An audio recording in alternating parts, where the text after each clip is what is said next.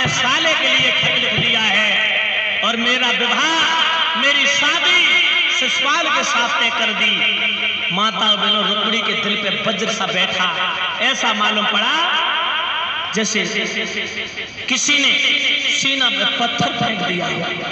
दिल पर वो वज्र की चोट लगी, रुक्मिणी उसे सहन नहीं कर पाई, जमीन पर गिर गई और भगवान कन्हैया का नाम ले ले करके रोने लगी। है कृष्ण, हे श्याम, अब क्या होगा?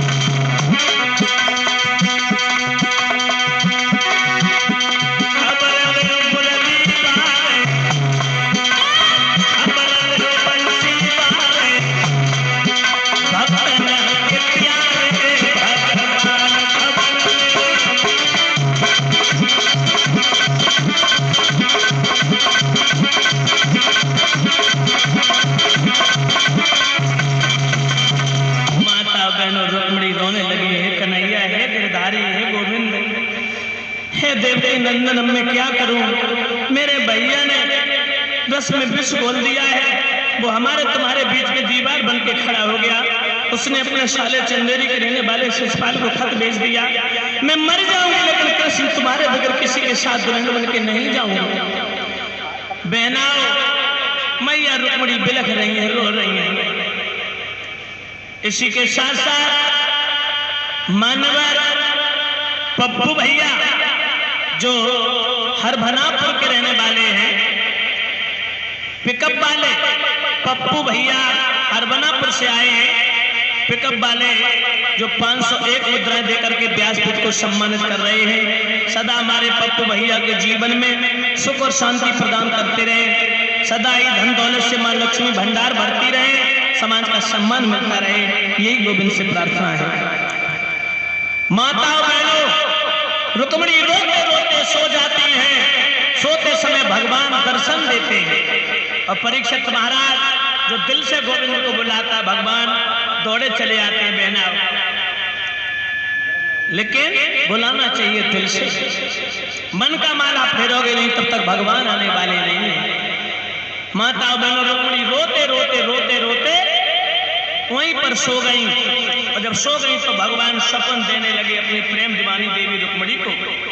भगवान आ गए, रुक्मिणी का सर अपने भगवान ने गोद में रख लिया, रुक्मिणी ने भगवान की सूरत देखी, टकटकी लगा करके भगवान की तरफ देख रही हैं।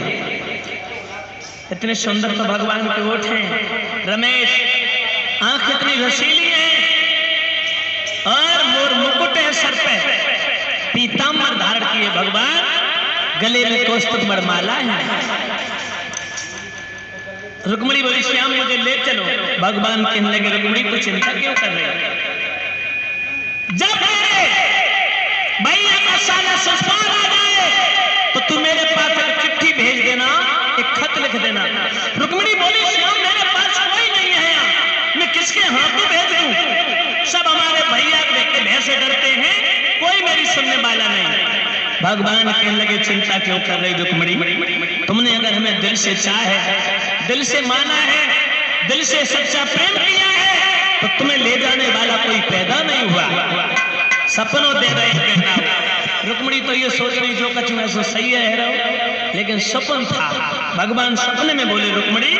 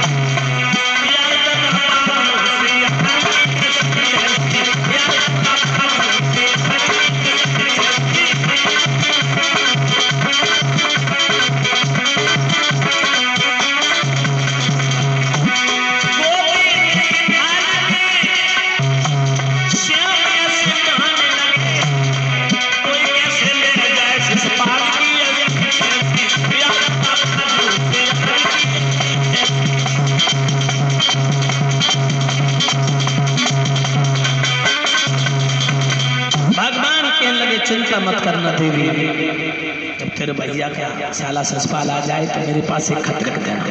रुक्मिणी बोली श्याम मैं किसके हाथ तो खत भेजूं, यहाँ तो कोई मेरा नहीं है।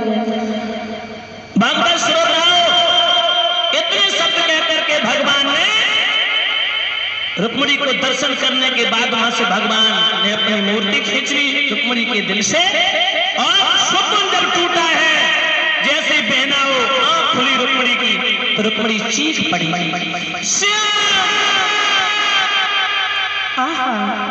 तुम कहाँ हो? अभी जब मैं सो रही थी तो मेरे दिल के देवता मेरे करीब थे, लेकिन अब कहाँ चले गए? अब तो रुक्मिणी प्यारे सज्जनों आंखें में मीच रही हैं कि हाय नींद फिर आए जा, लेकिन वो तो सपना था। रुक्मिणी सपने पर खींचने लगी, यदि सपना तो कभी नहीं होगा अपना। सपनों तो मरवाए हैं तूने करो कलेजे में झेक, सोबत में हम दो जने जब जागी तब ये सपनों कहे पुकार के युद्ध क्यों मरवाए है। बहुत दूर ते रुपया बसो मैंने रात मिलाई अरे सपने में 750 कोस द्वारका से भगवान की मुलाकात करवा दी और तू हमें मरवाने की बात कह रही। माता बहनों रुक्मिणी अब तो कोठा कोठा ढूंढ रही है कि हो सका भगवान ये छुपिए हो। हर कोठरी में जाती है, अपने महलों के हर दरवाजे को खोल करके एक एक कमरे को देख रही है कि शायद भगवान यहीं कहीं छुपे हो। माता और बहनों रुक्मिणी का प्यार बड़ा सच्चा प्रेम था। उसी समय रुक्मिणी की सखियां सोच रही हैं आज बहना रुक्मिणी आई नहीं, क्या बात है। तब तक रुक्मिणी जी चाल चलत वहीं अपने बगीचे की तरफ चली हैं। सखियन ने देखो सोचने लगी बहना रुक्मिणी आए तो रही है। एक लड़की कहने लगी रुक्मिणी को घमंड हुई है, वो राजा की लड़की है ना इसलिए। तो तीसरी कहने लगी बहना रुक्मिणी को जरा सो भी घमंड न आया है, ये तो बात मैं नहीं मान पाऊंगी तुम्हारी। तो चौथी बोली बहना आए रही है लेकिन रुक्मिणी की चाल में कछु गड़बड़ी मालूम पड़ रही है, पहले जैसी चाल नहीं है। सखियां दौड़ी, बहना जाकर के रुक्मिणी को घेर लिया, कहने लगी क्या बात हो गई रुक्मिणी, वैसे तुम सुबह ही आ जाया करती थी, आज दोपहर का समय हो गया, मैं तुम्हारी आगमन की प्रतीक्षा में खड़ी थी सभी सहेलियां, और तुम अब आ पाई। और बहना हमें ऐसा मालूम पड़ रहा हो कि आज तुमने रात में सपनों देख लो, कब देखा था कि ये सपने में कोई बात नहीं, कछु दिना बाद फेरे हुए तुम उनकी हुए हुए तेरे हुए, हम नाच गायक अलग हो गए। बहना ऐसा करो अब तुम मुंह मीठो कराओ, क्योंकि तुम्हारी शादी भगवान द्वारकाधीश के साथ होगी ना, जिसे तुम दिल से चाहते हो। रुक्मिणी रोए के बोली बहना अब मेरी शादी भगवान कन्हैया के साथ नहीं होगी, किसके साथ होगी। तो रुक्मिणी रोए के बोली बहना Incoming voice call from +91 90124888923 on SIM idea.